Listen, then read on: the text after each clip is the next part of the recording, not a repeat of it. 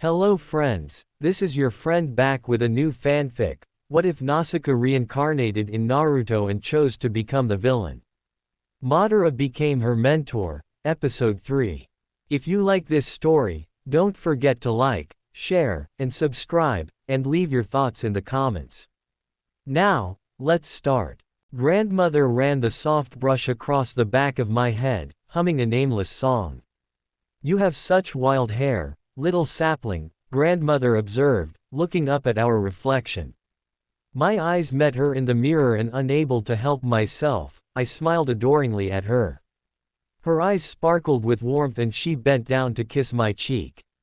That's okay. You get it from Hashirama, believe it or not. My eyes must have conveyed my confusion, because grandmother continued, smiling mysteriously, as if this were a secret only she and I shared now. Oh yes, Hashirama had such hair troubles. It took him hours to get his hair free of knots most of the time.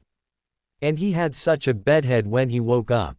I giggled. But it seems like you have some of your father's curls, grandmother said wistfully, tugging on a few disobedient locks.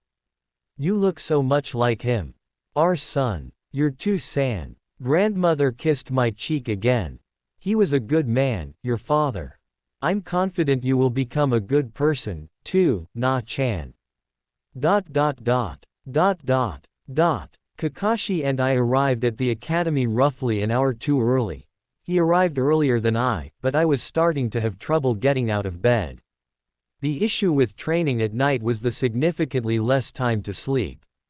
Madara was teaching me how to preserve my energy throughout the day, a technique any good shinobi should learn, so I can get by with less sleep, but it would be a long ways before I could effectively use it. Kakashi already sat in the classroom, flipping through a book when I entered.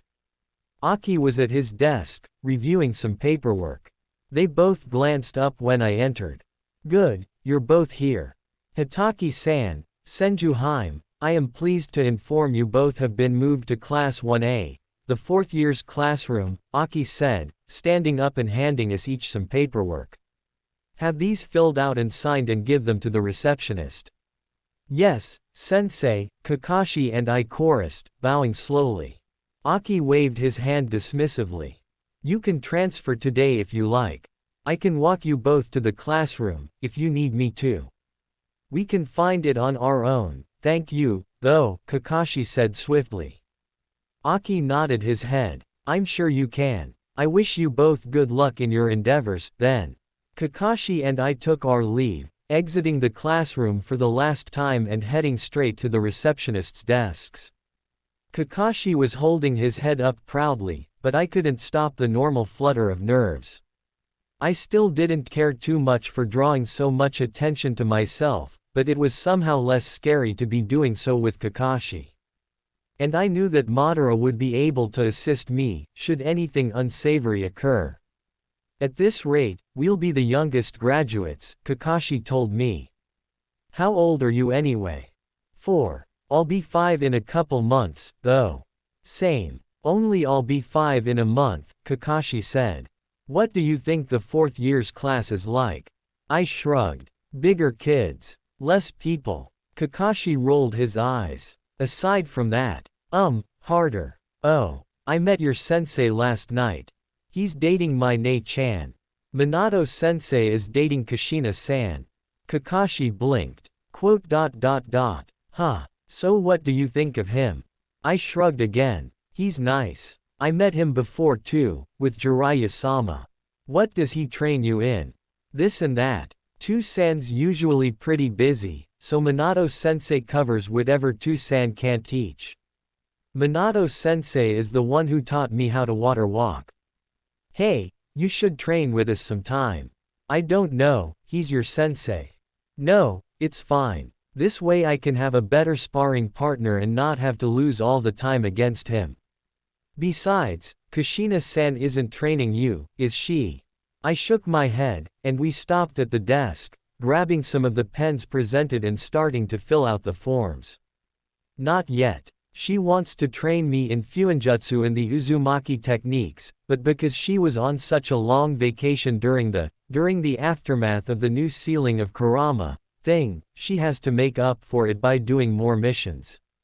She'll train me when she has time, but I doubt that'll be for a while. A year, at best. Then come and train with Minato-sensei and me, Kakashi ordered me. We meet every other day at training grounds 6, okay. Okay, today, Kakashi said firmly. Just follow me after school, got it? Yes sir, I said, offering a mock salute. Kakashi rolled his eyes and hit me on the shoulder. Don't be stupid. All right class, we have 2 new students, Momo said. She was a young Chunin with gray-brown hair and vibrant purple eyes and wore the standard Chunin uniform. Please welcome them. Kakashi and I stood next to each other, surveying the small classroom. I counted a total of 17 students, including Kakashi and myself. I didn't recognize any of them, except that 2 of them were Hyuga, one was Uchiha, and another was Nara. Graduating as early as you can, I could hear Madara's words echoing inside my head. Kakashi stepped forward, the perfect appearance of cool indifference. His black eyes scanned over all the students in a swift manner. Hitaki Kakashi. I stepped up next to him, dipping my head in greeting. I'm Senju Naasica. Pleased to meet you. Go ahead and take your seats, Momo said, smiling warmly at us. We'll go ahead and begin the lesson. Momo turned back to the board while Kakashi and I took a seat up front, next to a Hyuga. She began writing out substitution, cloning, transformation. She turned back to face us, setting the chalk down when she finished. This year, I'll be teaching you all the 3 basic ninjutsus all shinobi and kunoichi must possess before entering the Genin Corps. Yesterday, we only told you how much you have all grown over the summer, and if you're still here today, it means you passed the necessary requirements. In the mornings we will be working physically, and afternoons, intellectually. Your schedule will be the following. From 8 to 9:30, you will run 7 laps around the track. Then you will stretch and work on your flexibility. Afterwards you will be doing either upper body strength or core strength until the end of the hour. We will alternate every other day. From 9:30 to 10 we will work on taijutsu stances. From 10 to 11 we will spar. From 11 to 11:30, we will work on projectiles. From 11:30 to 12:30 is your recess. Use your time wisely. From 12:30 to 1 will be history. From 1 to 1:30 will be math. From 1:30 to 2 will be decoding, encoding, and infiltration techniques. From 2 to 2:45 will be survival. From 2:45 to 3:30 will be ninjutsu practice. From 3:30 to 4 will be dependent on the day. Mondays and Wednesdays we will study the codes of Shinobi and Konoha. Tuesdays and Thursdays will be specialized Shinobi and Kunoichi classes. Fridays will be tournament sparring for class rankings. Class is dismissed at 4, and begins at 8 sharp. If you're late more than once, you will be receiving a week's worth of detentions. Now, if no one has any questions, let's all traverse down to the tracks. When school finally ended, I was still giddy from holding onto my title as the fastest kunoichi in the class. Sure, I wasn't the strongest that belonged to the Nara girl or the smartest one of the Hyugas, I believed, but I was the fastest. And that was fantastic. It showed that Madara's training really had paid off, and really would pay off if I continued to follow his routine. Then again, Madara did turn a dead last like Obito into Tobi in just a couple years. Another thrill ran through me as I thought what he could turn me into. Naasica-chan, what are you doing here? I brought myself out of my thoughts, peering from behind Kakashi and wiggling my fingers in hello at Minato. Kakashi-kun thought that, we should train together, under you. Minato's eyes brightened and his face morphed into a bright expression. That's wonderful. I mean, if you want to, that is. This is great, I've only trained one student before, so this will really help when I can earn my own genin team. What are we doing today, sensei? Kakashi asked, folding his arms across his chest. Well, in celebration of you entering the academy, I thought it'd be your choice. What do you want me to show you? Both of you? Minato asked. Kakashi glanced over at me. I'm not sure. Tu-san will teach me change in chakra nature, otherwise I'd choose that. Madara will be teaching me change in manipulation, as well as how to wield the gunbai, sword, and scythe. I figured you'd have trouble choosing, so I went ahead and got you this. I'm really sorry, Naasica-chan, but I didn't know you would be joining us, and I'm not sure what you would like. Minato trailed off, looking embarrassed as he produced a scroll. A summoning contract? I asked, vaguely recognizing it. Wait, seriously? Kakashi asked, his eyes widening. You got me. The Ninken summon contract, Minto said, smiling easily. I know how much you wanted it, and the previous owner is retiring and they didn't have anyone in mind to pass it down. What kind of contract would you like, Naasica-chan? I frowned. I'm not sure. Gigi didn't have a summoning contract, nor did Oba-chan. I just figured I wouldn't have one either. Minato's brow furrowed. If that's what you want. Besides, I can't really guarantee that whatever contract I sign on will be loyal to Madara-sama and myself when they discover the truth. It is. Actually, do you think you could help me with the clone? We haven't actually covered it yet, but, I know it requires very precise chakra control and that's kind of hard for me, I said, the perfect picture of bashfulness. I would be delighted to, Minato said quickly. Do you mind waiting a bit? I'd like to help Kakashi-kun get his contract set up. I ducked my head, forcing up another blush. That's fine. I need to work on my homework, anyway. Minato gave me another smile and I moved away from Kakashi and him. I pulled my backpack off and set it on the ground, pulling out the numerous texts and scrolls that Madara had assigned me to read. I then pulled out several notebooks and a couple pens. I opened the first notebook, written entirely in English. At the top of the first notebook was strategic maneuvers in battle. I flipped roughly halfway through the notebook, to the carefully labeled section of long-term battles. A few more page flips and I reached a portion of neatly written notes and annotations. I then pulled one of the textbooks closer to me, opening it to page 394, and beginning to read. As I read, I took careful notes, adding descriptions, sketches and defining some jargon. I had a couple dictionaries with me, as well as an encyclopedia. I made it through about 6 pages of notes before Minato finally tapped me lightly on my head. I blinked, rubbing my head as I focused on Minato. Sorry, what are you writing? I don't recognize that code. I smiled at him. I would hope not. You're not Senju. An implied lie. Minato's eyes lit with understanding and he chuckled. Ah, I see. Still, I'm surprised to see you writing in code. I like code, I defended, looking around Minato at Kakashi. How do you like your contract? They need work, Kakashi said, but there was a hint of pride in his voice. Are you ready to begin training now, Naasica-hime? I entered the empty apartment. Kushina was on a mission outside of Konoha and wouldn't return for another day. Which was fine by me. I was used to being alone, frankly. Besides, it meant I could go straight to bed, no questions asked, and not have to be so sneaky when I left to train with Madara.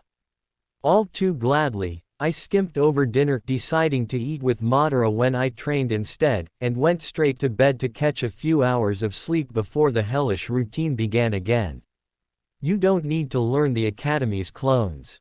Your wooden clones will suffice, Madara told me. I pulled myself out of the water, my swimsuit scraping against the jagged rocks. I sat on the shore. My legs were still in the water and I reached for the towel and started patting my hair dry. They only want you to be able to make some form of clone. After our gunbai lesson we will begin working on your wooden clones. Yes, Madara-sama. I grabbed my kunai pouch, pulling out a kunai and preparing to throw at the targets Zetsu had set up around the pound.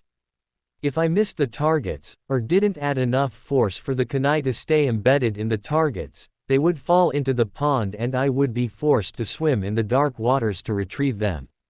This was to also help with my swimming. Also, I have been giving some thought to the Edo Tensei, Madara said. His eyes glowed in the dark with unhidden mirth. Undoubtedly there will be changes in our plans, things we did not anticipate. I trusted Obito to stick to the plan, and for the most part he did, but perhaps that's not what should happen this time. Perhaps the plan should adjust to the events. Not stopping my practice, I threw another kunai at the target, being sure to take my time to ensure that it would hit where I wanted it to hit. Speed would come with practice. What do you mean, Madara-sama? Do you wish to think of backup plans for the new Toby and myself to follow? No, I want to be able to formulate the next actions, Madara said silkily. However, I cannot remain in this body for too long. I need to be able to move, too. You will learn Edo Tensei. I faltered, my kunai slipping out of my hand. But, I don't even know where to start, I said weakly, bewildered. Not just Orochimaru's version, but Kabuto's version, the improved one. I will, of course, make my own adjustments to it for our benefit. I will learn the technique, as well. But how? I asked, gesturing wildly. You can't seriously be suggesting that I ally myself with Kabuto and Orochimaru, can you? Don't be absurd, Madara sneered.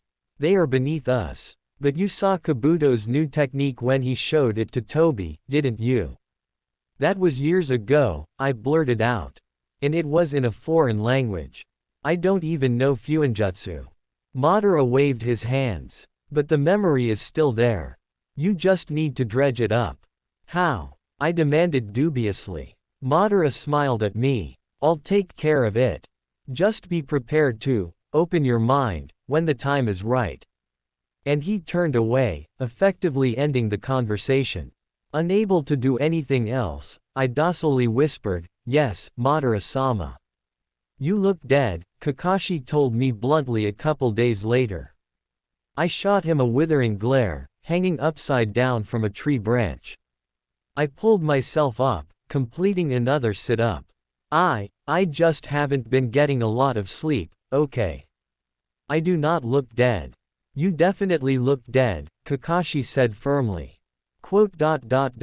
Maybe you should skip practice today and just head home and sleep. I can't, I muttered, irritated. I have to train. Besides, Minato's watching over me tonight because Nei-chan is out of the village. Kakashi rolled his eyes. Whatever. Then sleep at the training grounds, you seriously need it. I huffed, but a yawn escaped me. Shut up.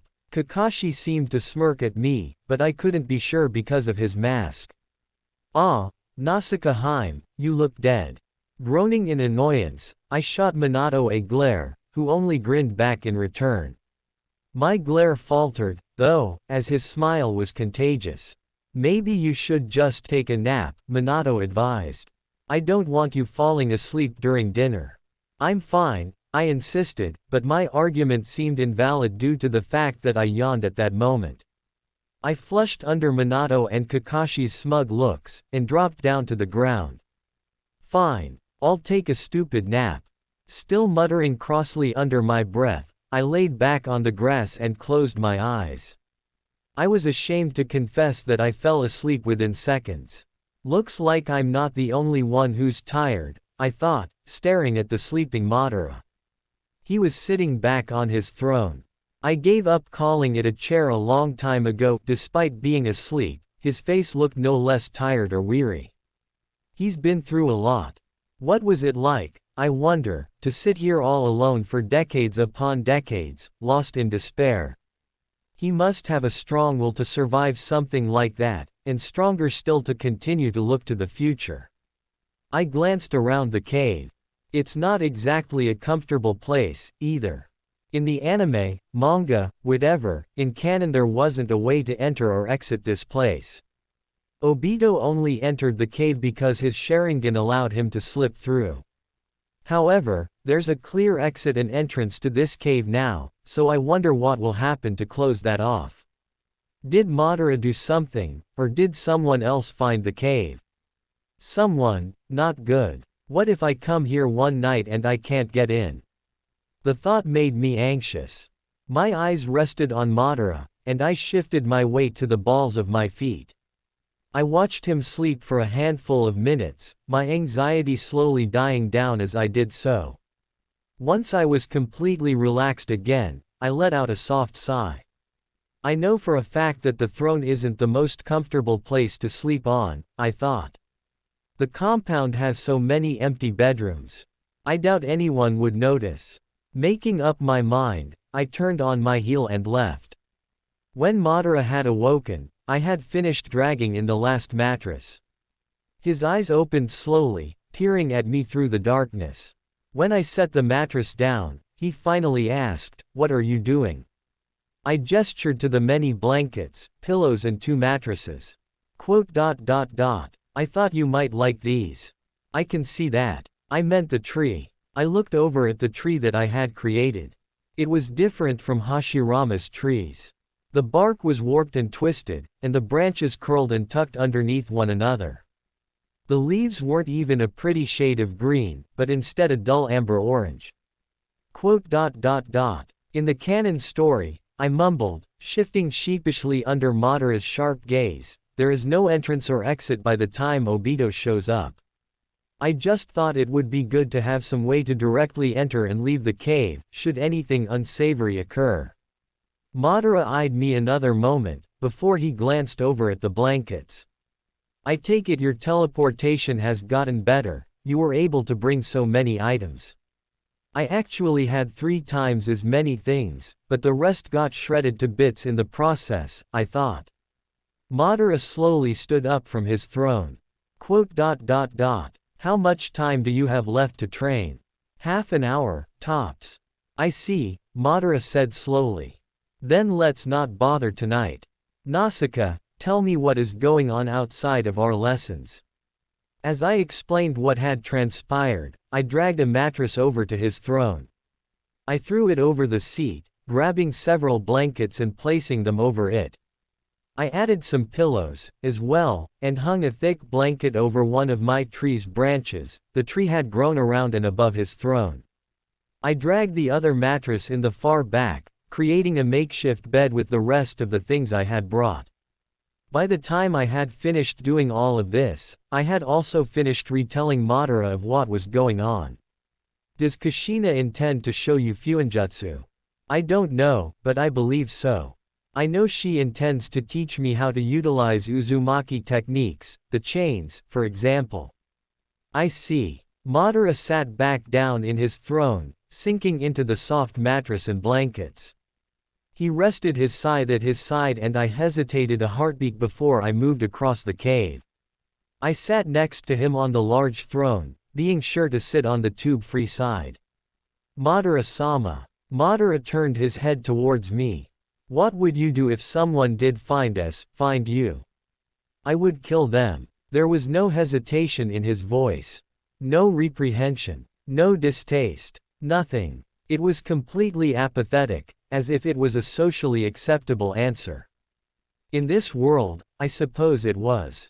Yet I couldn't help but feel nothing. I didn't feel any distaste for his response, for his choice. There was nothing. Just cool acceptance. It made sense. He had no reason to allow anyone who saw him now to live. He had me, his tool, and if anyone else did see him they would only get in his way. Or worse, talk. They would be a liability, so they would have to be cut loose. It was nothing personal, it just was. However, my apathy surprised me. We had already briefly gone over killing someone in the academy. Kushina even tentatively broached the subject with me. She assumed I already had my first kill. After all, I had been kidnapped by such naughty people and yet I somehow escaped relatively unscathed. I must have used force, how else could I have survived in the forest, anyway? I hadn't. I had killed some animals, that was true. But that was for meat. Surely taking a human life would be different. Right. It would be wrong if it wasn't different, right? Or was it? Did it make me a good kunoichi to not notice a difference, and in the process become more human? Or did it just mean I was above such things? That I could logically think through the action and detach myself emotionally? I didn't know. A yawn escaped me and I rubbed at my eyes. Are you expecting tomorrow morning? I shook my head. Kushina won't be back until late afternoon and I have no school tomorrow. Minato will check on me about noon-ish, though, when I go to train with Kakashi. Madara stared at me for several seconds. You are tired. Go and sleep. I frowned. If you want, Madara said slowly, you may sleep here. If you are too tired to go back to bed. We stared at each other for a solid minute, neither speaking. I wasn't too tired to go back to my own bed. Yet I didn't really want to. There was something comforting about this place. The darkness that had once suffocated me here was consoling. It was almost like a cocoon, swaddling me. And there was something comforting about him, about this mass murderer and declared psychopath. I wonder what that means for me. I mused. I did not voice this, of course. I was uncertain how Madara would react if I told him that I found strength in his presence. So instead, I gave another yawn and stretched back on the large throne. The wooden seat was wider than my bed back at the compound, and longer too. My eyes fluttered closed and I curled up. Good night, I said softly. Good night, Madara said. Another week went by. I slammed into Kakashi, my right shoulder digging into his diaphragm. Kakashi gave a cough, and the two of us crashed into the ground, rolling part of the way. Kakashi's hand darted out and grabbed at my hair, but I had my knee in between his legs and dug in. Language, Minato said sharply. Kakashi tapped the ground beside him and I rolled off him, panting heavily. I wiped at my nose, having trouble breathing through it. When another sharp pain rang through my nose when I tried to again, I gave up and started breathing through my mouth. You ruined my nose-y. Kakashi glowered at me. When he spoke, his voice was a couple pitches higher than normal. You need me. Something that will happen on the battlefield. Kakashi-kun, did you forget your cup again? Minato asked, raising an eyebrow. Kakashi flushed and stubbornly looked away. I said, clutching at my still bleeding nose. Minato squatted down next to me. You got her square in the nose, Kakashi-kun. Very nice hit, we'll actually have to go to the hospital for this one. Nie, I said, holding out my hand to Kakashi. Kakashi beamed at me and high-fived me. Minato's arms wrapped around me and he picked me up in a smooth motion. I gave a surprised giggle, because Minato then disappeared in a flash of yellow, taking me with him. Kakashi would be following behind us shortly, I was certain. Minato's transportation felt far more different than my own. Mine felt disordered, heavy and chaotic, while his was smooth and light. It was immensely more enjoyable of an experience and I absolutely loved it when he teleported with me. Minato appeared in the waiting room, still cradling me in his arms, and approached the receptionist. She took one look at us, recognizing me instantly, due to rather frequent visits to the hospital after training practice, and waved us on. When it was all said and done, I only had a bandage over my newly mended nose to say for the whole affair. Kakashi waited for us outside the hospital, his right arm still bruised from my timely kick earlier on in the spar. What are we going to do now, sensei? Kakashi asked. Minato gave a hum. I want you both to show me your clones, and then I'll call it a day.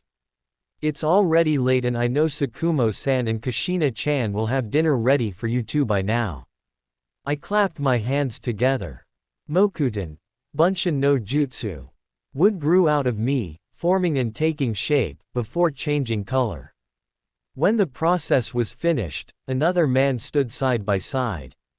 Minato nodded in acceptance and I allowed the clone to dispel. Kakashi clapped his own hands together and in a puff of smoke, a clone stood next to him. Acceptable, Minato declared. We'll work on henges next time. Have a nice night, you too. Kakashi and I both bowed in farewell. Are you eating with us again tonight, Minato-sensei? I asked, straightening up. Minato shook his head, giving me a smile and ruffling my hair. Not tonight, Minato said. I'm heading in your direction though, Kakashi-kun, so I'll walk you home. Hi, sensei. Ya-ne, then, I said. Who is this? I asked, my eyes locked onto an elderly man with light blonde hair. He squinted at me, before smiling brightly. Madara circled around him slowly, finally coming to a stop on the man's left. Madara awarded me with a thin, cold smile. His name is Yamanaka Inotaku. He has a weak body and is senile. He's been known to wander off and not be found for days at a time and his death has been expected for several months now. He is currently under my genjutsu and believes that you are his grandson, Inoichi.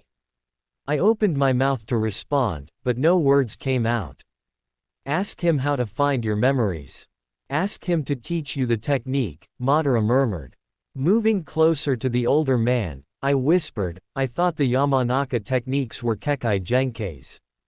Some are. Most of them are just hidden techniques, which means they are guarded zealously.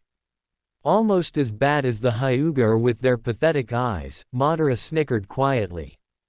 Not bothering to argue against Madara, or question how the hell he got the old man, I approached Inotaku and rested a hand on his knees. He was sitting on Madara's throne. Gigi, Madara whispered to me. Gigi, I echoed. Would you please, show me a new technique. Show me a new technique. I've been trying to remember something. Something important, but I can't. Please, Gigi. Something important, but I can't. Please, Gigi. Inotaku gave me a toothless smile. Anything for my favorite Yamanaka. Come here. Watch closely, now. I let out a slow breath, my legs crossed neatly and curled up against me as I moved and steadied my breath. The technique required no hand seals, but that didn't make it much easier. Madara stood behind me, watching me. I ignored him, focusing on my heartbeat. A minute passed before I slipped off into a meditative state, like I had many times before in practicing my wood style. My mind felt disconnected with my body, but I could still feel the chakra thrumming along me.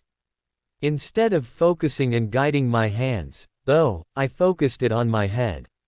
I could feel it move slowly, sluggishly, towards its destination. It left goosebumps trailing along my skin in its wake.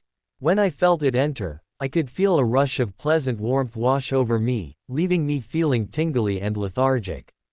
I then started to focus on the memory. The chakra, it seemed, would act as a better focus, and I had to agree. All my memories seemed magnified somehow.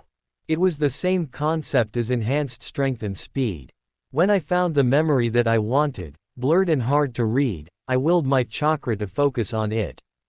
Slowly, it started to become more clear. My fingers twitched and Madara placed a brush in them. My face screwed up as I tried to keep the picture in my head. Slowly, I started to draw what I saw in my mind. A migraine started to form, one of the consequences of channeling chakra into your mind for so long, but I was able to ignore it. For what seemed like an eternity, I drew. And finally, I was done. I gasped at the sharp pain that stabbed through my head when I finally released the technique. Madara was laughing quietly. It was a strained laugh. A laugh that seemed, somehow, wrong. Satisfactory work, woman, Madara whispered quietly. I will examine this while you are away and learn it. When you are ready, I will teach it to you. Now, take care of Inotaku. Zetsu will dispose of the body. I stilled, my breath caught in my throat. This was it. The first kill. I stood up, my body somehow feeling detached from my consciousness. It doesn't matter. He'll live in Genjutsu.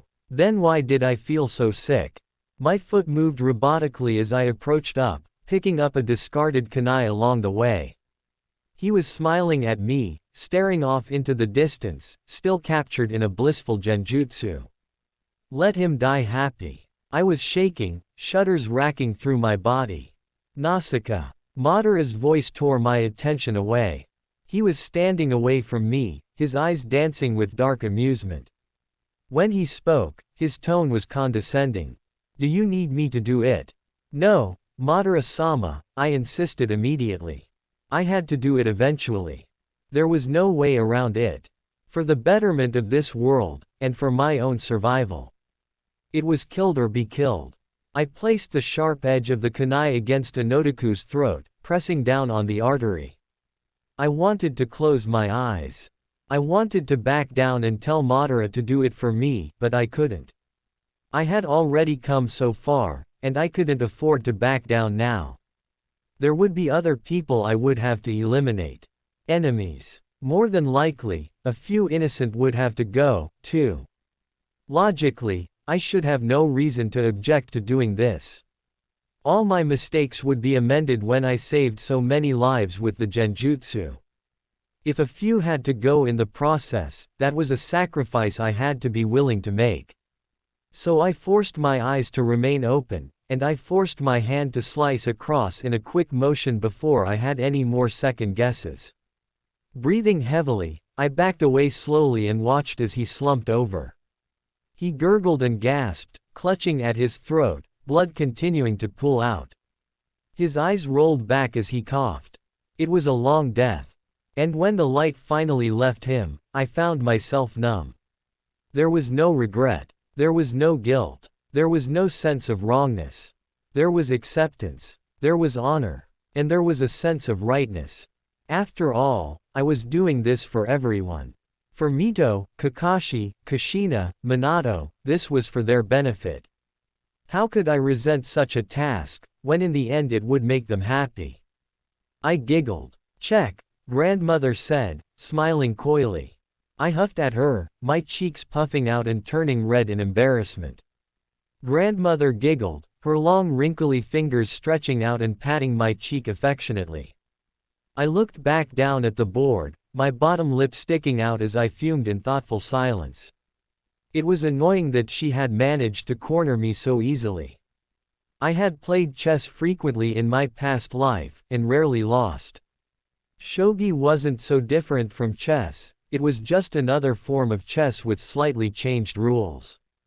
When an idea came to me, I moved my pieces accordingly.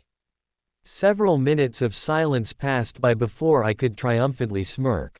I moved my final piece into place and smirked at her. Checkmate. Grandmother gave a quiet gasp before she giggled again. I see. Good job, Na-chan. I beamed. ... I'll have more free time now, Kushina said, sitting down next to me on the couch. We had just finished dinner and were now preparing to watch a movie together and eat dessert. I'll be able to help you with your training. Really? I asked, glancing at her. Kushina's eyes sparkled with excitement. Ah. At her bright smile and warm eyes, I felt a pang in my chest, and for an instant she wasn't Kushina. Grandmother. I blinked and the illusion was gone. I forced a smile on my face. Please take care of me. Kushina wrapped an arm around me and brought me closer to her. She kissed the top of my head. Same to you, little sapling. My hands curled into fists. Happy birthday, I said, smiling brightly. Kakashi glanced up at me and his eyes widened when I set a neatly wrapped box on his desk. He carefully took the box in his hands. Thanks, Kakashi said. With ease, he undid the bow and the wrapping. He opened the box and peered inside. This is. Kakashi pulled out the tanto, his eyes wide.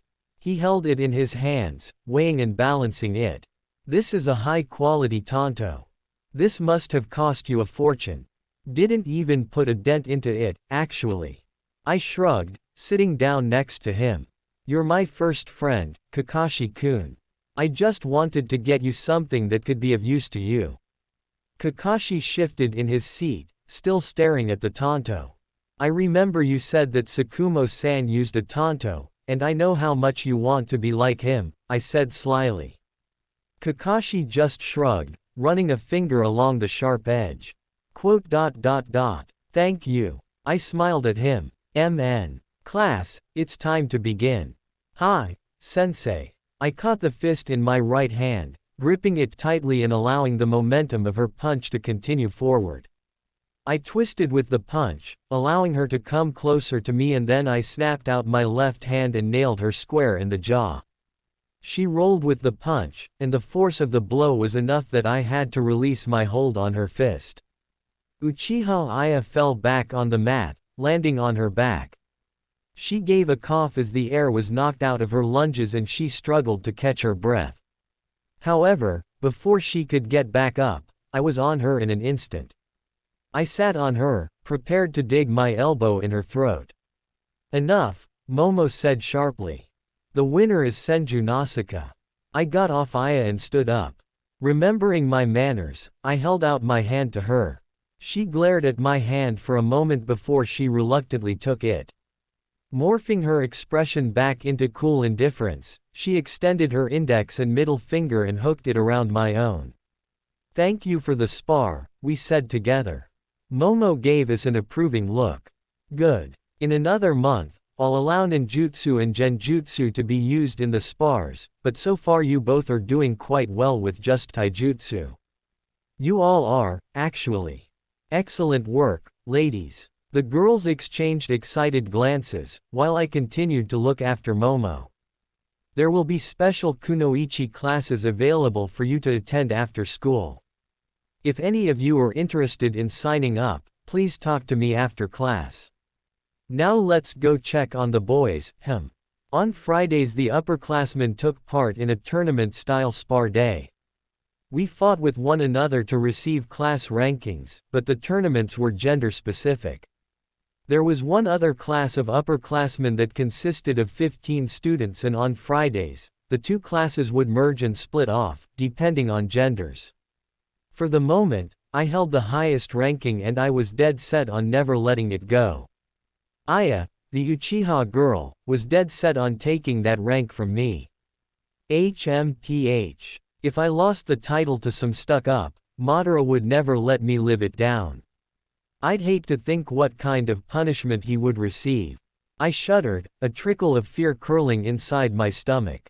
We reached the end of the last match of the boys when we arrived. It was just in time to see Kakashi meticulously take down an older, unimportant boy. The girls squealed and cooed, while my eyes narrowed. Kakashi was panting heavily when the instructor called the match. Momo beamed at all the students. Now that that's done, my class, with me. The group of girls broke apart, along with the guys. Kakashi came to my side and I pulled out a handkerchief, wordlessly handing it to him. He took it, and wiped the sweat off his brow, bunching it in his hands and not giving it back. I knew he would take it home, wash it, and return it to me tomorrow. Kakashi bumped his shoulder into mine, and I gave him a faintly amused look. His eyes danced with teasing mockery. Did you win? Kakashi asked. Of course I did, I said. I could feel two eyes burning into the back of my head, and I deigned to look back at the Uchiha girl who was glowering at me with absolute loathing. A smile curled its way on my lips for a brief moment before I turned my back to her and ignored her. She was unimportant. She would die, anyway, so I had no reason to bother myself with her. So long as she continued to lose to me, she was insignificant. Kakashi nodded at this, and we walked back to class together. As we walked, though, Kakashi leaned a bit closer to me to whisper, "Are you sleeping okay?" "Just stayed up a bit too late studying," I lied with ease. Kakashi pulled back, looking mildly concerned, but didn't press for more. Time passed on and soon enough, we were dismissed for the day. As per usual, Kakashi and I left together and went to our usual training grounds where Minato met us. Minato gave us a boyish smile. "How was school?" Minato asked. "Boring," we said in perfect sync. We glanced at each other, sharing looks of knowing amusement. Kakashi shrugged. "I think I might just take the graduation test in the winter. I know enough to graduate, and afterwards, you'd become my full-time sensei, wouldn't you?" Minato gave a slow nod. "That's true. Because you graduated without the rest of your classmates, you would be put into an individual squad, and I'm certain the Hokage would allow me to lead that squad. What about you, Naasica? I'll take the test and try my best," I said, then resisted the urge to yawn. Minato gave me a grin. "I'm not surprised. I bet I could get you both under my team. That would be awesome," I exclaimed, forcing a big smile on my face. Kakashi nodded his head in agreement. Kakashi turned to Minato. "Sensei, what are we doing today?" Minato gave a thoughtful hum. "In order to graduate, you need to have mastered transformation, clones, and substitution. You both have your transformation and clones down, but you could both use some work on the substitution. Today, let's work on that. Hi. Welcome home." I looked up at Kushina, smiling warmly at her. "It's good to be back. Kakashi and I are going to take the exams in the winter, we're hoping to graduate." Kushina blinked in surprise at that, but gave a nod. "Okay, I'll do what I can to support you. Although, I have to confess, you're graduating far earlier than what I had planned." "Tell you what, tonight, let's start Fuinjutsu. When you graduate, I'll begin teaching you about your heritage, along with the accompanying moves." "Really? Tonight? Why not?" Kushina asked, shrugging. "I can give you the rundown tonight, pick up the supplies tomorrow and we can really get into it then. I've noticed how you really like to take notes, so why don't you grab a notebook and pen?" Not needing any more prompting, I hurried away and grabbed the materials. When I returned, Kushina had sat down at the kitchen table, and motioned for me to sit across from her. I sat down and pulled the notebook out, preparing for notes. Kushina giggled at my actions, and leaned across the table. "The Uzumaki clan were renowned specialists in Fuinjutsu, it's in our genes. My mother often described it as an innate understanding, and when we move to the hands-on material, you'll understand. There aren't many notes you can take, as it's mostly just instinct and common sense. I can tell you a few things, though, that I had to learn the hard way. 1. The seal becomes unstable when you place an odd-numbered seal on top of an even-numbered seal and vice versa. 2. The bigger the seal, the more important the shape becomes. For smaller seals, fire tags, storage scrolls, the shape and design of the seal doesn't influence the purpose very much. However, for larger seals, an example being summoning contracts, the shape of the seal and symmetry affects how effective the seal works." "Why?" I asked. Kushina considered the question. "Because it's all about balance. For each seal, you need a perfect balance of everything. The perfect amount of ink. The perfect amount of chakra. The perfect amount of anchor. Everything has to balance each other out exactly. The more symmetric the seal, the better balanced. Using a more symmetric shape, such as a circle or square, creates a more stable balance. Sometimes, though, the seal will be too big or too complex to make such a shape and you have to improvise. I've made a convoluted summoning seal that had 8 triangles sticking out of a circle, simply because I needed the room." I blinked. "What? It ruins everything," Kushina said seriously. "Because blood is so unbalanced. Just trust me on this. Don't ever try it unless it's an absolute emergency and you're trying to make an explosion. An uncontrolled, erratic, stupidly big explosion." Okay. I laid in my bed, staring up at the ceiling. My body was tired, dead tired, from Madara's training routine. An occasional shudder racked through me, but my mind was running 1,000 miles per minute. I wasn't able to close my eyes, because whenever I did, I shuddered violently. This was the third night consecutively I would be unable to catch even a hint of sleep.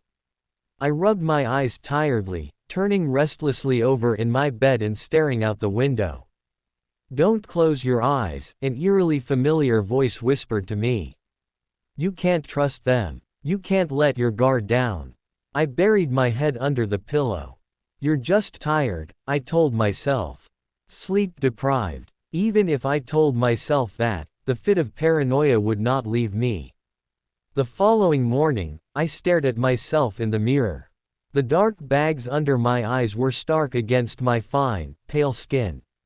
My eyes trailed down to the drawer, before I opened it and pulled out various makeup that Kushina kept around.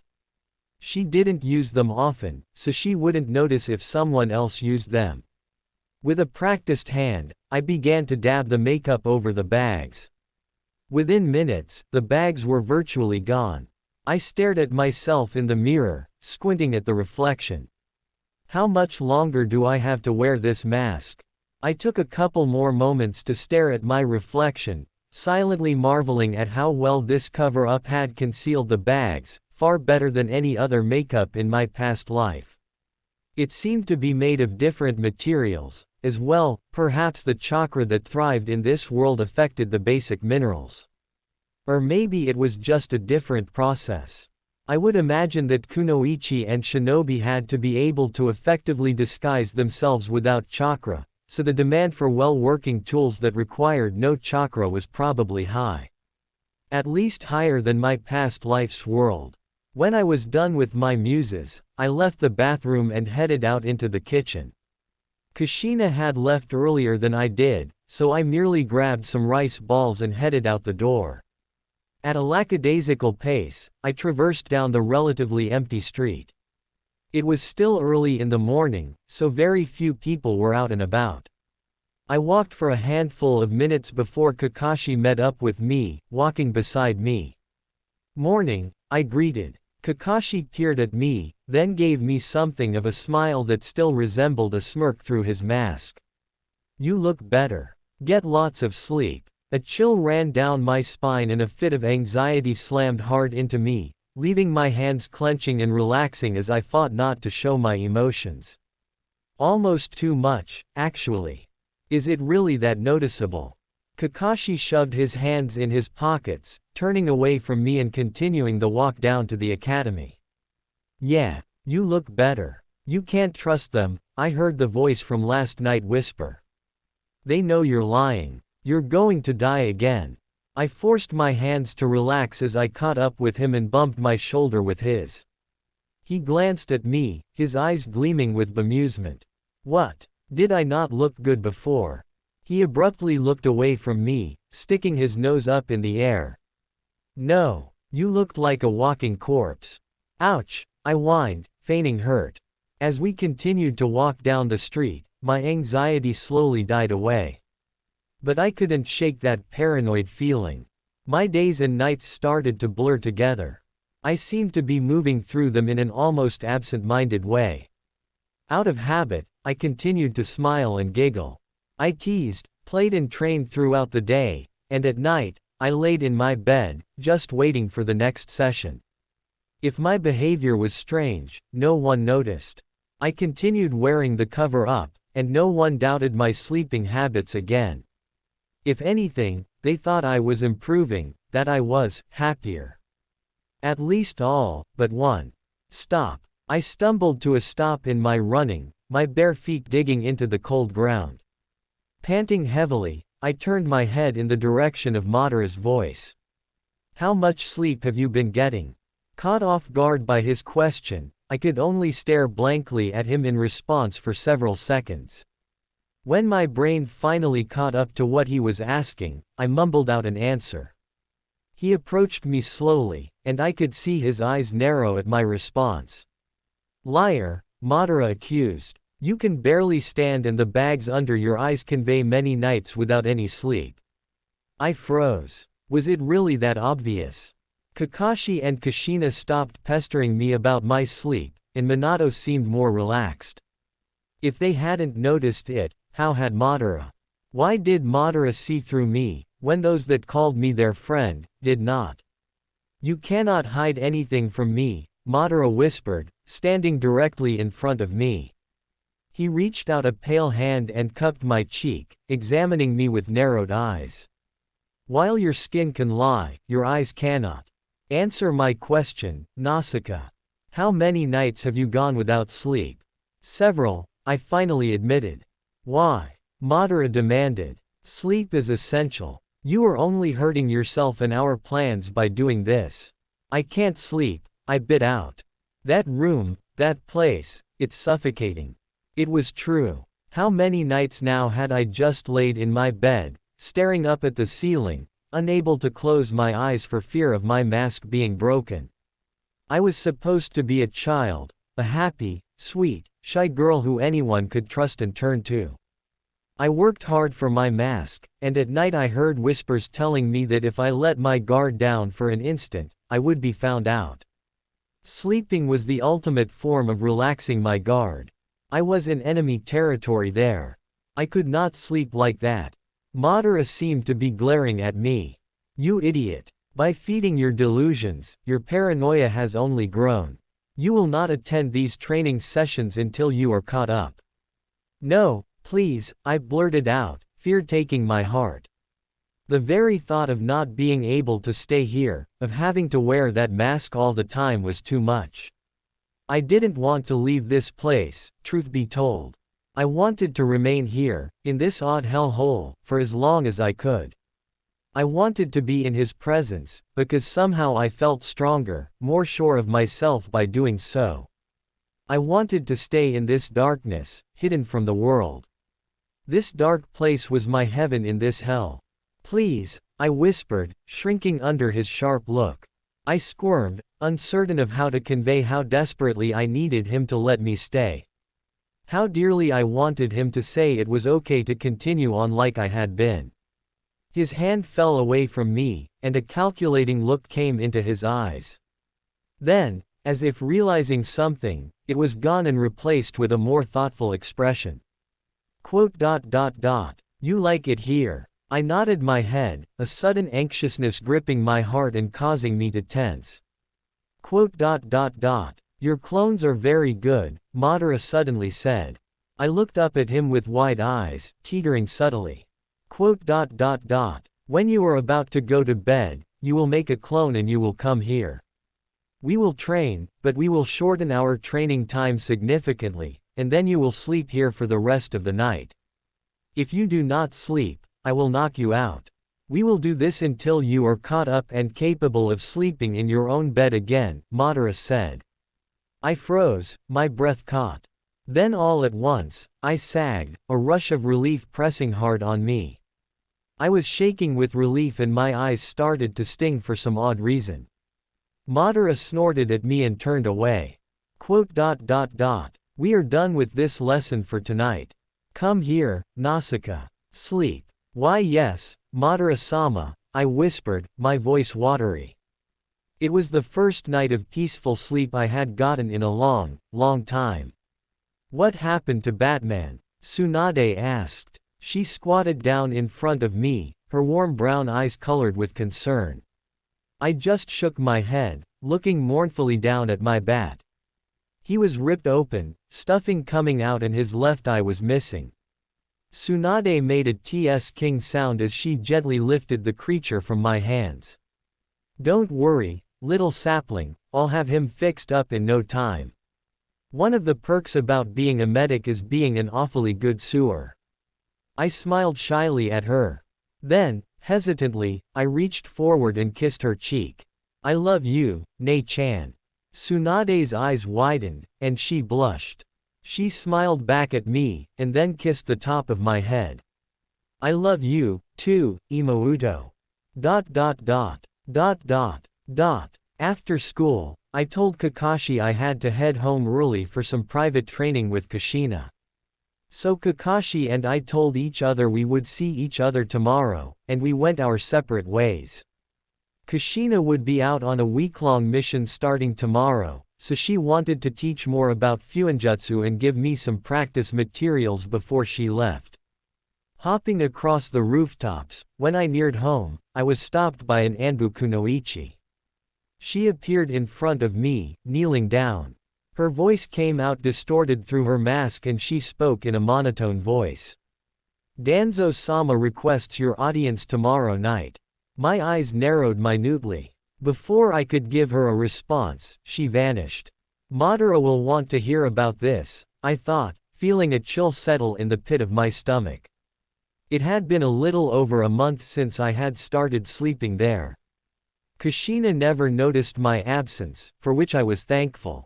I was also starting to feel better, stronger.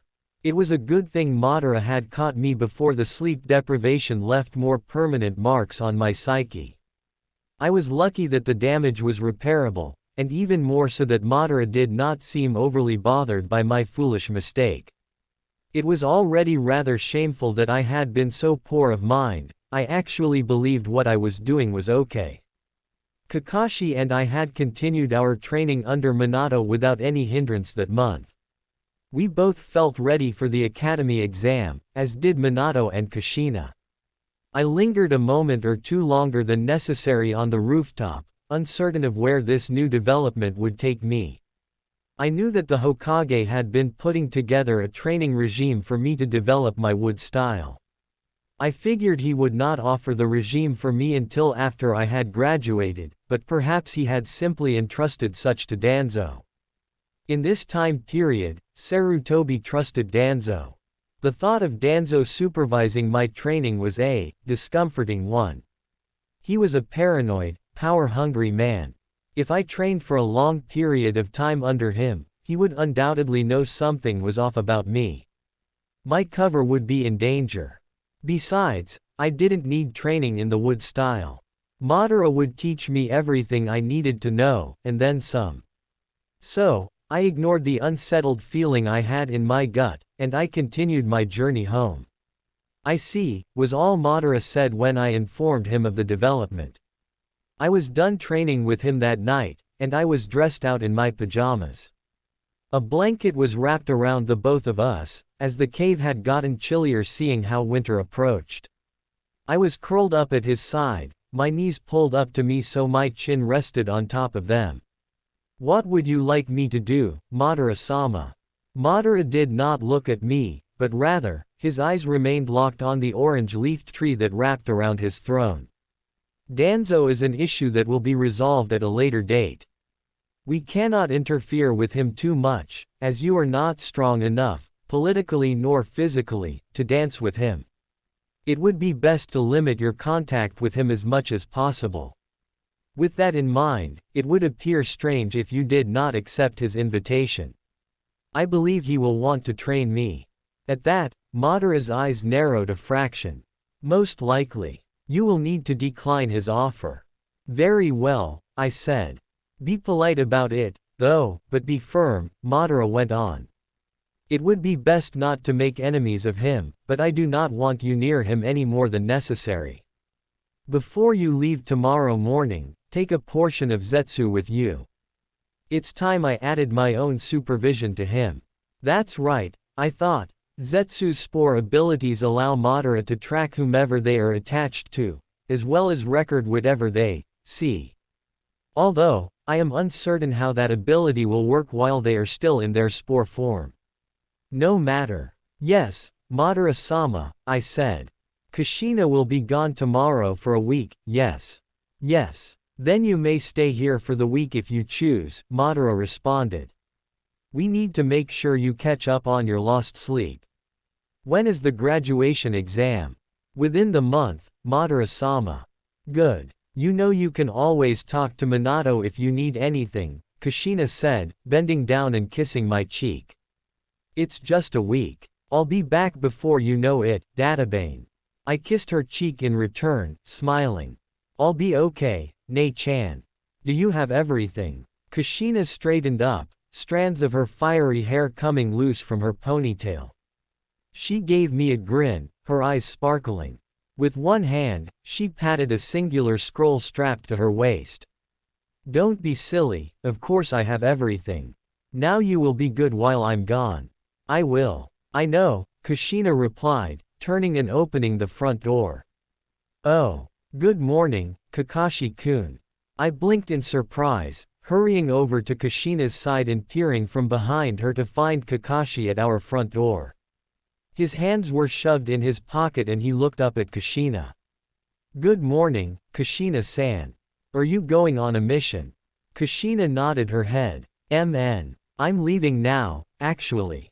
Take care of my Na-chan, okay. Okay, Kakashi agreed, causing Kushina to beam and give me a wink before she left. I raised an incredulous eyebrow at Kakashi. Is something wrong? I asked. No, I was just wondering if you wanted to skip school today. Both of my eyebrows shot up as I stared at Kakashi in surprise. I had never expected such behavior from Kakashi. The boy was so anal about the rules and punctuality, perhaps not as much so as he would be, that thinking he would do something as petulant as skipping school was impossible. At least, that's what I had perceived, but clearly.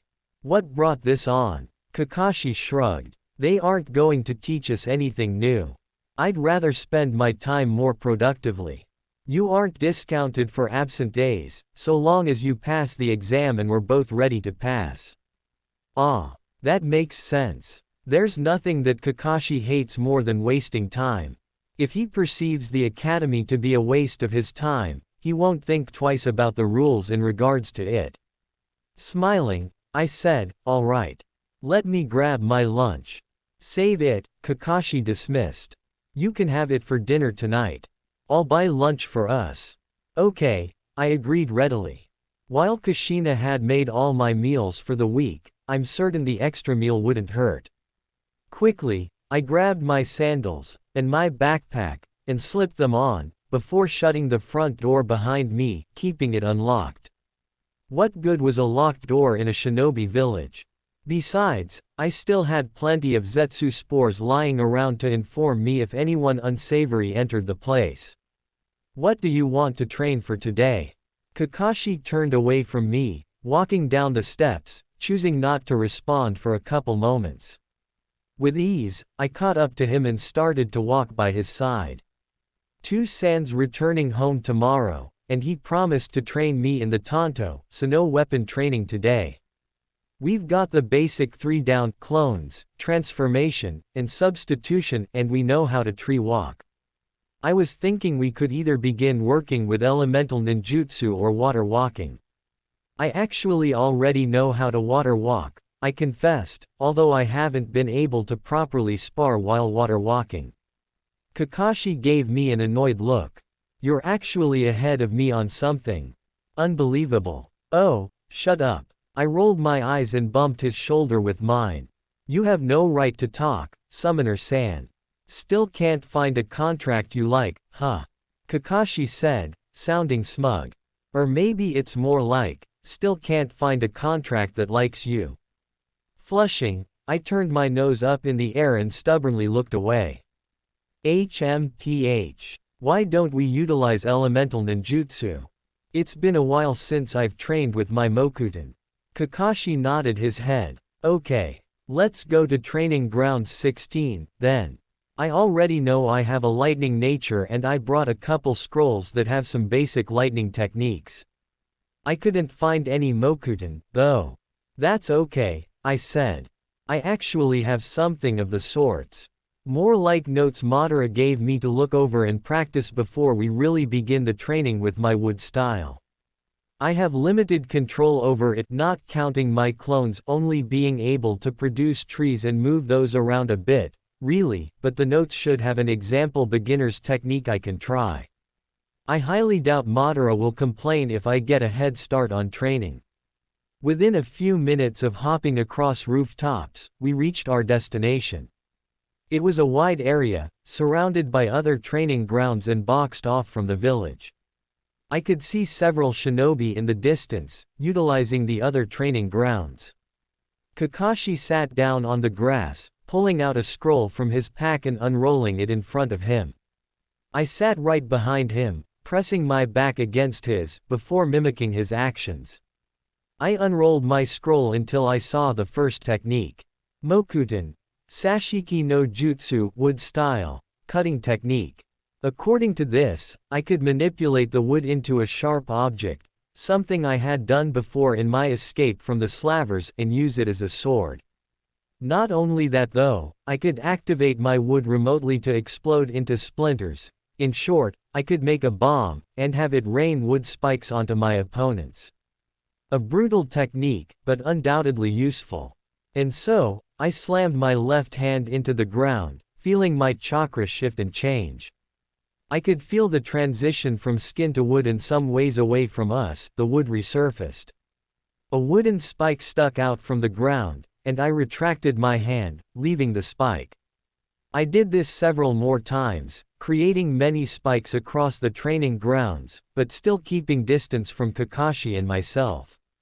So long as I channeled minimal chakra into the technique while attempting it, the force behind the explosion would be weak and the spikes wouldn't get too far. Behind me, I could hear the cackle of electricity. Tired and frustrated, we both called it a day when we saw the sun beginning to set. Neither of us had advanced very far in our training that day. Controlling the wood from a distance was surprisingly harder than I assumed. It felt like I was trying to will a rock to start flying with just my mind. It felt impossible. Yet at the same time, I knew I could do it, because Madara knew I could do it. He expected me to eventually learn this technique, and I would be damned if I let that expectation fall. Still, it was daunting to realize I wasn't able to manipulate a single spike that day. Much to my displeasure though, I was not able to properly work out my frustrations because on my way home, an Anbu stopped me. "Oh, yes, I almost forgot," I muttered dryly. "Danzo wants to see me, doesn't he? Do you need to blindfold me or something?" "Nothing of the sorts, Senju Haim," the Anbu responded. "I am only here to escort you. If you wish, I can carry you." I shrugged, lifting my arms up. "Sure. Have it. It's easier if you touch me to spread the Zetsu spores." Deftly, the Anbu swooped me up in her arms. We moved too quickly for me to follow, and all too soon I found myself being set down in a plush cushion, sitting across from none other than Danzo.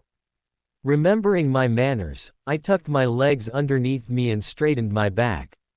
I did not allow my eyes to wander around the room. That would be rude, but I could see through the corners of my eyes that it was a tidy room. The decor gave it the impression that it was a warm place, but the atmosphere felt clinical. The room felt unlived in. "Danzo-sama," I said, dipping my head down politely. "It is a pleasure to meet you. Might I inquire what this meeting is for?" "Naasica Haim," Danzo greeted, "would you care for some tea?" "Thank you, but no, I would rather not keep this too long," I responded, smiling and feigning sheepish embarrassment. "I'm certain I must stink after training all day, and I have to confess a bath sounds absolutely wonderful right now." Danzo gave a small, fake, chuckle. "I understand. I called you here at the request of my dear friend, Hiruzen. He informed me that you have the Mokuton and requested that I train you." I nodded my head, accepting this. "I thank you for your offer, Danzo-sama, but I must decline. I already have a sensei that I quite like training under, and I have plenty of scrolls and notes to learn from." I was not aware that Konoha had such notes. "Konoha does not," I agreed, "but my grandmother did. Mito Haim knew about your nature." "Not in her life, no, but she told myself and Tsunedeni-chan where to find such scrolls should anyone in our family need them," I lied smoothly. "They're quite detailed and I have already started training with them. Unless you have first-hand knowledge of the Mokuton, I doubt you could provide much more help, Danzo-sama." Danzo did not reply for several moments. Instead, he took a couple sips of his steaming tea. "I see. Nonetheless, I must insist on this, as well as seeing these scrolls. I am certain they could benefit from Konoha. You have no right to ask me that." They belong to the Senju, I said, feeling mildly insulted at his blunt request. Even if it was a blatant lie that they belonged to the Senju, Madara had given them to me. Not this warmonger. Besides, as far as I was concerned, Danzo was an enemy. He would have to be eliminated at one point or another, and I doubt he would go down so easily. If I gave him those scrolls, it would be giving him basic blueprints to half my moves.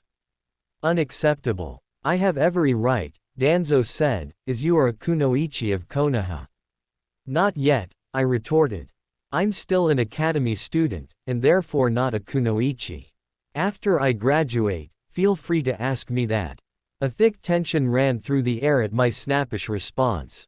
I know Madara told me to be polite, but there's just something about this man that grates me. Danzo set his cup of tea down, his eyes narrowing into slits. You will do well to hold your tongue to your superiors, Haim. My hands curled into fists, and a sharp anger pierced inside my stomach. Superior. Him. This disgusting, slimy, politician. Was I superior? What a joke. The very thought of such sent a hot, blazing fire racing through me. I knew my cheeks wanted to turn red in anger, but I bit my tongue and kept my poker face. Instead, I said, in a very cool, steely voice, you requested my audience. You made your purpose known. You want to train me. I declined. Unless you have an ulterior motive for keeping me here, I will take my leave. I have not dismissed you yet. No, I dismissed myself, I said, standing up and heading towards the door. I made several wood clones to the best of my ability when I exited the building. I sent them all scattered, knowing Danzo could only send a few of his operatives to follow me, if he chose to do so, that is. And when I was certain that I wasn't being followed, I melded into the nearest tree and headed straight for Madara. With a stomp in my step, and a growl in my threat, I marched into the cave. Unbelievable. I have not dismissed you, yet. Who does he think he is? I am not his tool. I do not belong to him, nor will I ever bow my head for him again. Madara gave me an amused look. I take it your meeting went well. I huffed. Please tell me we can kill him soon. Madara smiled thinly. Patience. Were you at least polite? I blushed, looking down and away in shame. I tried. There was a sharp whack on the top of my head. I clutched it, wincing at the sting. Peering up, I saw Madara was glaring at me coldly. Shame burned inside of me, and I lowered my gaze. I'm sorry. I know. Let this be a lesson to you. There will be people you detest, but you will need to control yourself. You cannot allow your emotions to control you. Physically, you are still young, so I know it will be difficult, even more so in adolescence, but that is not an excuse. Yes, Madara-sama. I'm sorry, Madara-sama. Apology accepted, Madara replied softly, his voice less cold. Feeling chastised and sheepish, I lowered my hands and looked up at him. Then my eyes widened and I gasped. Your eye, I whispered, finding myself staring at a one-eyed Madara. Madara's lips twitched. I have given Nagato one of my eyes. He'll be able to awaken the Rinnegan just fine with one, and I also gave him another, spare, Uchiha eye I had found. With luck, he'll awaken the Rinnegan in that eye, as well. If not, it will remain dormant, he won't ever activate the Sharingan or its next two forms. Why did you give him just one? I asked, uncertain. Madara just gave me a dark smile. Do not concern yourself with that. Now, it's time we started taijutsu, or rather, it's time for you to learn a new fighting style. As you know, the academy teaches you the most basic form and a shinobi then develops their own style to better suit them. You have already begun this process, and I want you to continue it. However, I also want you to learn a second style. My style. A thrill ran through me at that. Won't someone recognize the style if I use it, though? No, Madara said. I've been dead for decades now. I doubt anyone old enough would be able to remember it. I use a very different style, different from the standard Uchiha clan style. It's a form I made all on my own and is unique to myself. I have already shown you the basics in utilizing the weapons I would normally use, and now we will elaborate on that. After your basic routine, we will focus on this. Yes, Madara-sama, I said, feeling my lips curl into a smile. Early the next morning, I knocked on Kakashi's door, eager for another day of training.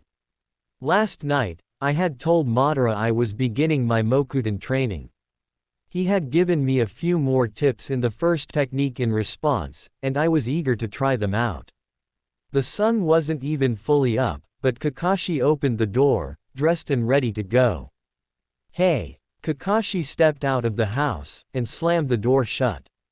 Let's go. Startled by his sour mood, I knew he wasn't a morning person, but I definitely knew I hadn't woken him. I could only nod my head and follow behind him. He wasted no time in sprinting up to the roof and then leaping across the buildings. Still a little confused, I followed after him.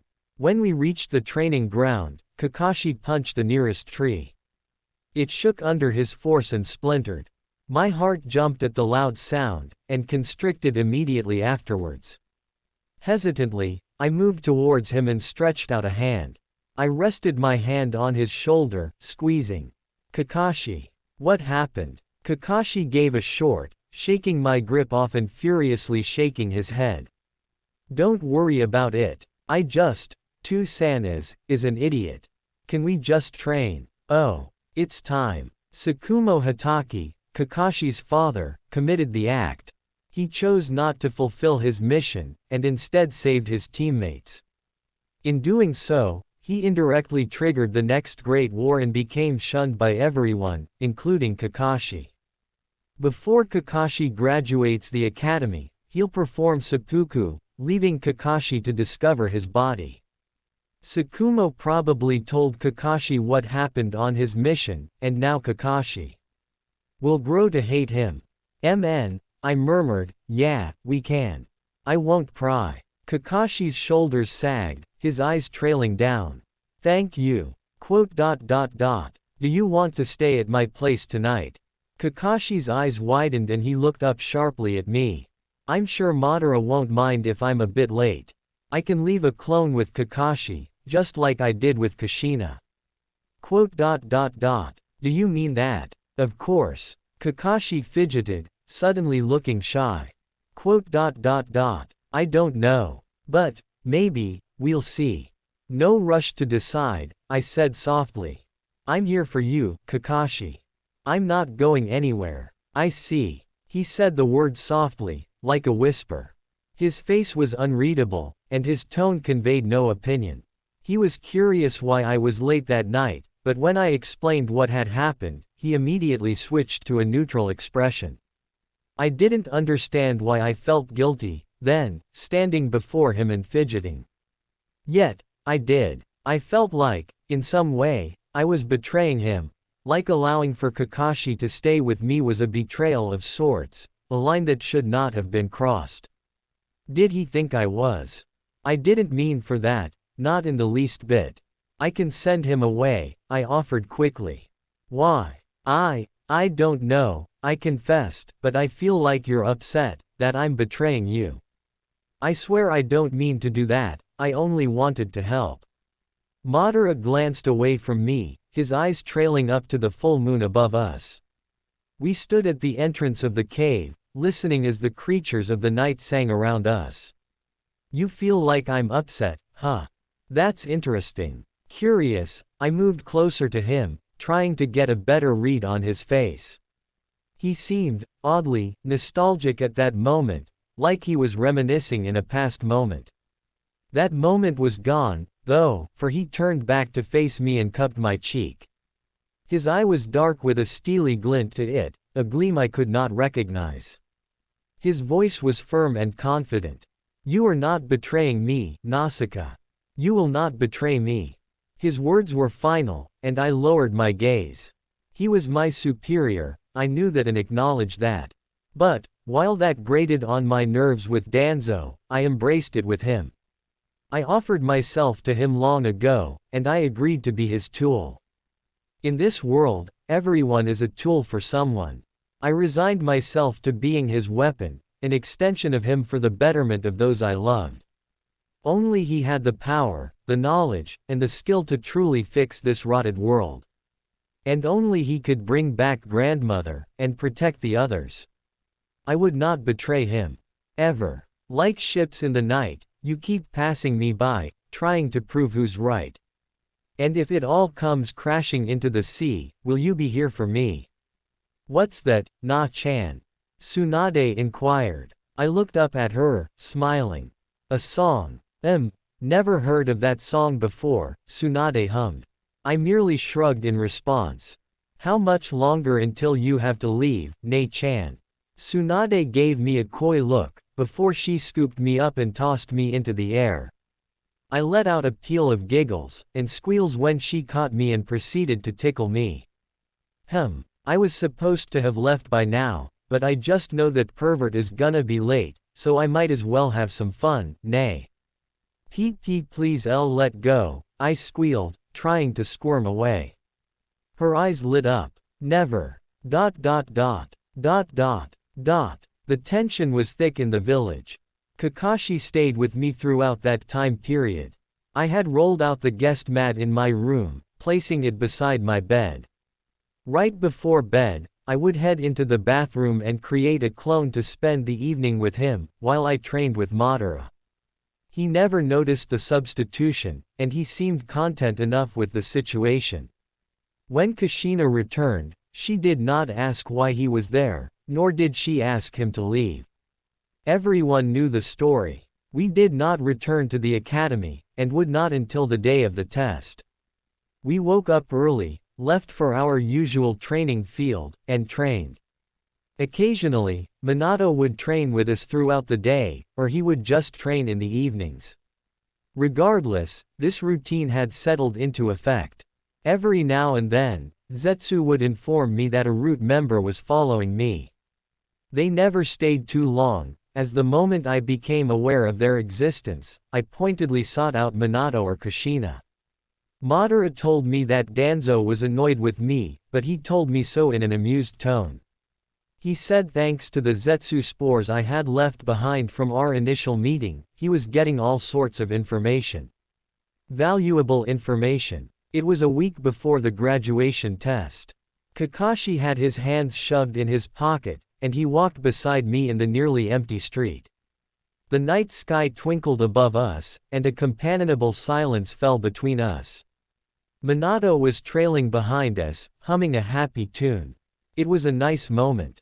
When we graduate, I began, breaking the comfortable silence, will you be our official sensei, Minato-sensei?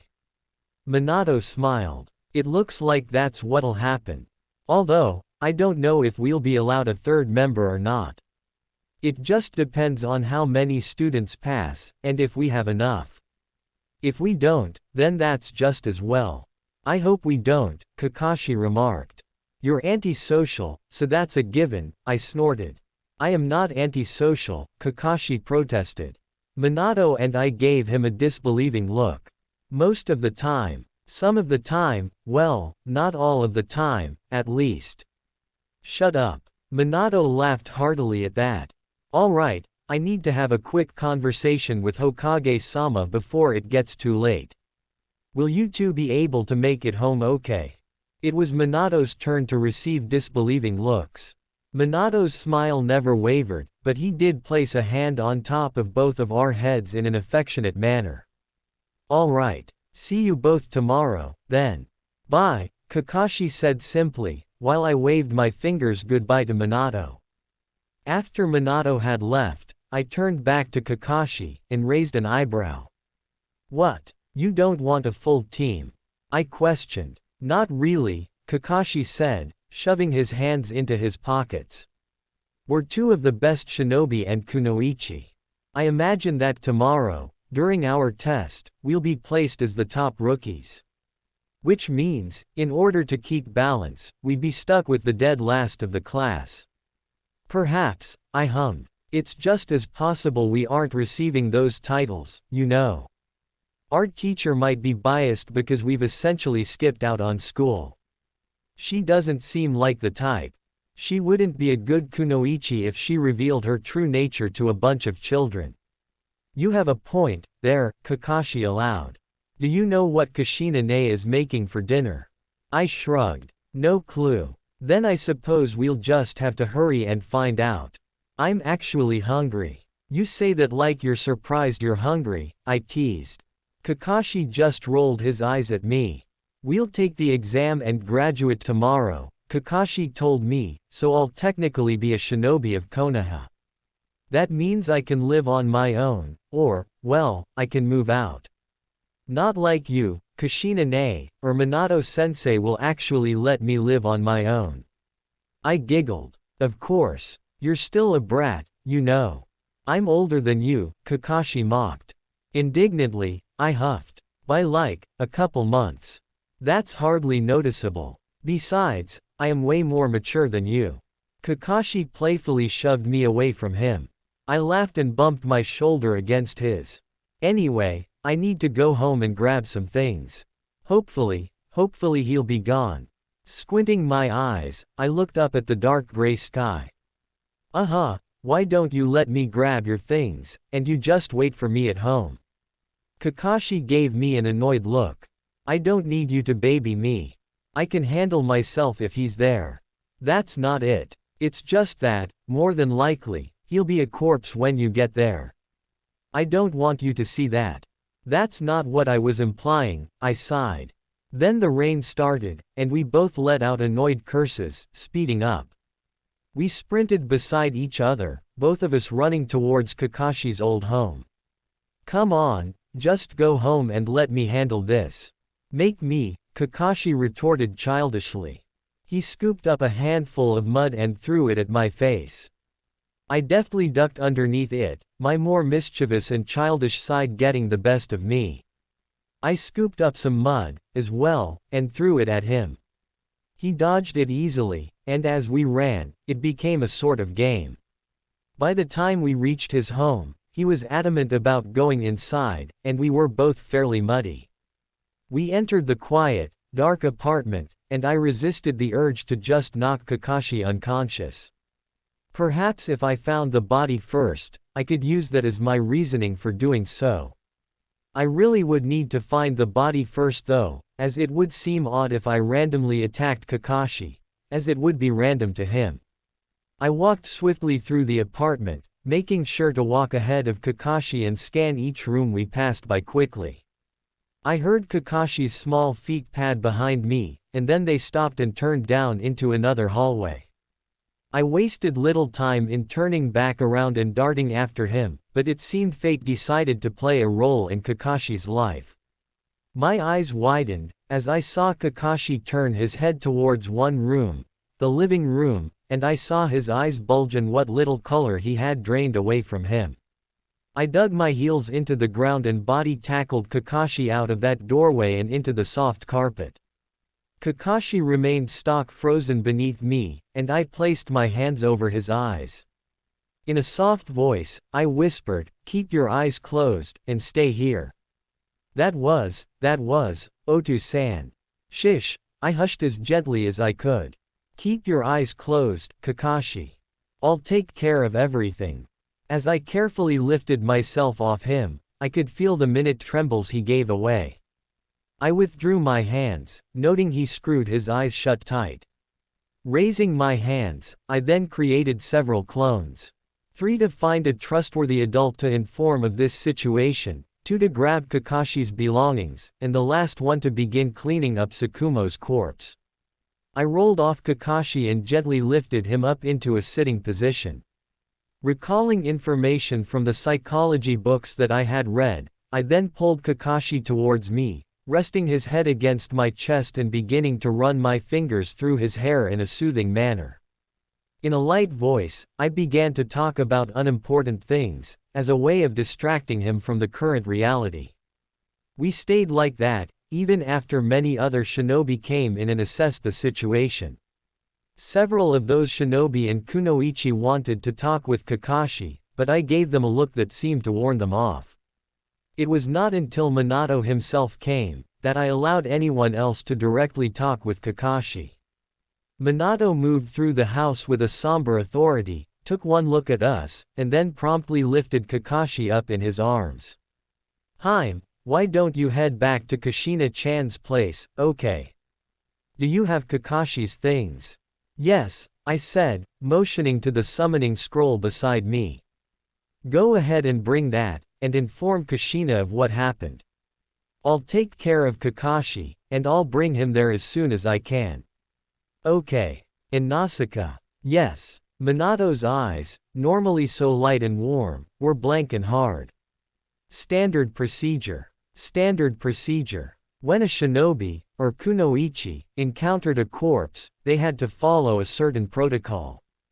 In this instance, where I knew Tsukumo committed seppuku, I had to follow the suicide protocol. As I was the one who began with cleaning up the mess he made, wiping up the blood from the corpse to confirm the fatal blow, and the surrounding blood, it was me who would need to give a full report. Kakashi would, technically, need a report as well, as he was the first to find the body. However, I was certain I could do his report for him. Despite not technically being a kunoichi of Konoha, I was still training to be one, and thus, in the eyes of the law, was considered one. I let out a slow breath, when Minato turned and headed out of the apartment, with a catatonic Kakashi. You did what?" "Started cleaning up Tsukumo-san's body," I repeated blandly, not entirely certain why Kushina looked positively horrified. She looked pretty somber and worried for the majority of my report to her, but when I went on to describe that I began the process of cleaning up Tsukumo's body, well. Kushina wiped her hands dry on a towel, as she finished washing the dishes. I stood on a stool next to her, drying the dishes. Kushina's brow furrowed. "Na-chan, that's what I was supposed to do," I said. I just didn't want some stranger doing that. You know how Konoha feels about Tsukumo-san right now. I just didn't want there to be any accidents." Kushina sighed. "I understand, and that's sweet of you, but I just wish you hadn't done that." "No," I corrected her, "you wish I didn't have to do that." Kushina pursed her lips, but did not deny it. "Anyway, Minato-sensei should be bringing Kakashi-kun soon. Is it okay for him to still stay with us?" Kushina gave me an offended look. As if I would have anything less. "That poor boy has gone through enough. Until I can get a proper guest room, he'll have to continue to stay with you." "That's fine with me," I answered honestly. I didn't see Kakashi until it was time to take the exam. Minato guided him into our classroom. He and our teacher exchanged quiet, knowing looks, before Kakashi moved to sit down next to me. Minato left the classroom, and our instructor told us that she would call us out one by one to take the exam. When she then left the room, I immediately turned towards Kakashi. "How are you doing?" I asked, concerned about leaking into my voice. Surprisingly, I was genuinely worried for him. He looked tired, like he didn't, understandably, sleep at all last night. I was shocked to find myself sincerely annoyed at Minato when he didn't bring Kakashi home like he said he would last night. Kakashi needed us, needed me. I was his friend, damn it. Yes, friend. I cared for Kakashi. I cared for Kushina. I cared for Minato. If you cared for them, then why are you with Madara? I ignored the familiar voice, instead, focusing on Kakashi. "Tired," Kakashi answered simply, rubbing his eyes. Hesitantly, I grasped his hands and placed them on my own. I squeezed them tightly, lowering my gaze and staring at them. Kakashi stared down at our hands too, and we stayed like that. I fiddled with his hands, offering him a silent, physical comfort. He was not one for physical affection, and hugging made him uncomfortable, but I knew he still would need some tangible gesture of comfort. A kind of physical anchor to keep him out of the painful thoughts that were undoubtedly trying to wiggle their way inside his head. Time ticked by, and one by one, other names were called. When it was time for Kakashi's turn, I squeezed his hands again and wished him luck. He came back within 2 minutes, holding a Hitai 8. And he sat back down beside me, and I took his hands again. My own test went by without a hitch, and just as quickly. I performed the wood-style clone, coupled with substitution and genjutsu. The proctors handed me my own Hitai 8, and then Kakashi and I left. Team assignments would be given tomorrow. I guided him back home, and I told him to get into my bed. He didn't protest much, too tired, both physically and mentally, I suspected. I pulled the blankets over him, and then I sat down beside him, pulled out my homework Madara had given me to read. Around noon, Minato and Kushina arrived in my bedroom. They pulled in some cushions, and sat by the bed. While Minato read some large novel, Kushina curled up beside him, her head resting in his lap and napped. No words were spoken. No words were needed. That was how we spent our day. Madara held out some black cloth to me that night. His eyes were especially hard to read. Tentatively, I took the garments and examined them closely. They resembled what he used to wear in his childhood, except much darker, and the obi was orange. There was even a pair of black gloves with it. Change into those, Madara said, turning away and grabbing some other things on the throne behind him. After I had quickly changed into the clothes, Madara handed me some black boots to put on. I pulled my long black pants over them, taking note how the ends of the pants were wide and breezy, like the sleeves. Plenty of room for maneuverability and easy to hide things in. Once I had slipped the boots on, Madara handed me a perfectly blank mask. A mask? I inquired, staring at the thing. It didn't have any visible eye holes, but flipping it over, I could see that it operated like a sort of one-way mirror. It wouldn't hinder my vision in the slightest. Madara merely nodded his head, and with a frown, I placed the mask over my face, and pulled back the black strap to keep it in place. Yes, Madara said. For quite some time I have been training you to mimic me. This will be your first night put to the test.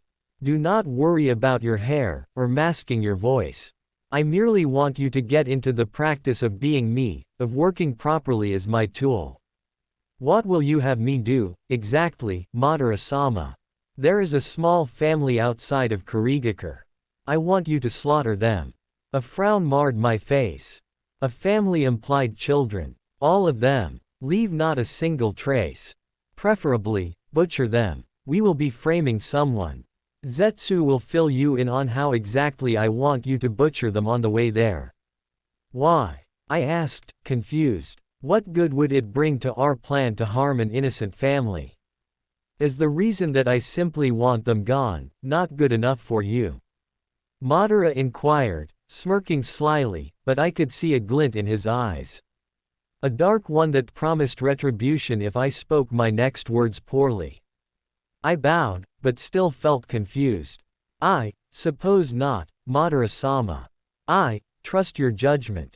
If you believe this will further our plan, then I will do as you command, no matter the order. Looking back up, I could see a pleased smile crawl its way on his face, before disappearing just as quickly as it appeared. Very good. Although, I suppose it will not hurt to tell you. They are a part of one of Orochimaru's experiments. From Danzo's root network, and Zetsu's spores listening in on them, I can gather that they are possible candidates for Orochimaru's experimentation regarding Hashirama. As you know, Orochimaru originally, later on succeeded in recreating Hashirama's Kekkei Genkei in one individual. From my reports gathered, he has not yet stumbled across those people necessary to properly create that situation. For the moment, he is using this family as his test subjects. I do not want him to succeed in this endeavor, ever. Tonight, he will be sending one of his subordinates to do a round on them. He will be carrying notes with him. As we do not yet have the power in our current state to mount an assault on Orochimaru's base, we will have to harass him more focused manner. I want you to slaughter and destroy all of Orochimaru's research in regards to Hashirama's Kekkei Genkai. I do not know what happened to this family in canon, but I will not run the risk of him succeeding on the off chance. We do not leave things to fate or luck, Naasica. We will set the parameters and stage for our success. We will not allow a situation of equality between us and our enemies. We will control what variables are inputted, and what outcomes shall occur.